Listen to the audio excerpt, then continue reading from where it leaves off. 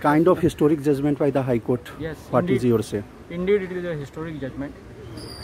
We had challenged reservation qua two municipalities. One is Sangay and another one is Margaon.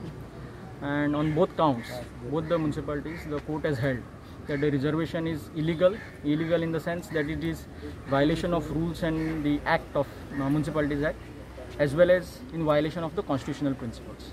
So the High Court has directed that as far as these two municipalities are concerned, apart from other three municipalities and in which we had not filed petitions, that the reservation is quashed and set aside.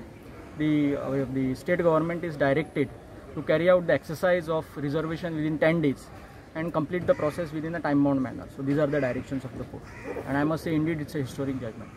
Advocate General had sought a stay on the order, but which was denied by the court. What actually happened in the court? Advocate General, when the judgment was pronounced, the Advocate General asked for a stay for a period of 1 week because they wanted to go to Supreme Court. That's what Advocate General and Advocate General told the court. But nevertheless, the court held that the reservation is ex facie illegal, and therefore there is no question of granting any stay.